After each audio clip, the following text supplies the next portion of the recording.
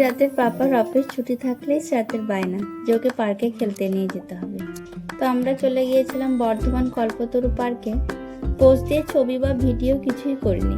সিরাত সিফাত দুজনেই নিজের ইচ্ছে মতো খেলা করছিল। আমি তারই মধ্যে একটু আধটু ভিডিও ছবি তুলেছিলাম। এই প্রথম গিয়েছিলাম এই পার্কটা, খুবই সুন্দর। বাচ্চাদের খেলার জন্য অনেক কিছুই আছে, অনেক বড় জায়গা জুড়ে এই পার্কটা। আমার খুবই ভালো লেগেছে। সিরাত তো খুবই খুশি, খুবই মজা করেছে।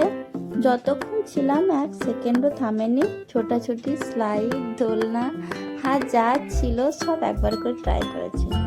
আর সিফাতও তাই, দিদি যা করবে ওকেও তাই করতে হবে।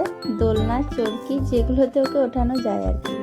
সিফাতও যতক্ষণ ছিল একটু কোলে ওঠেনি, দিদির সাথে সমান তাল দিয়ে ছোটাছুটি খেলা করেছে। আর সিরাতের সবচেয়ে যেটা পছন্দ হয়েছে সেটা হচ্ছে এই যে এই ডাইনোসর স্লাইডটা। প্রথমে একটু ভয় পাচ্ছিল, সিঁড়িগুলো ফাঁকা ফাঁকা ছিল। তারপরে প্রায় 4-5 বার উঠেছে এই স্লাইডটাতে। ওর এটা খুবই ভালো লেগেছে। আর তারপরে আরও অনেক কিছুই ছিল। এই যে যেটাতে উঠেছে এটাকে কি বলে জানি না, দুজন লাগে, একজন আগে থেকে উঠেছিল, তারপরে ও উঠে খুবই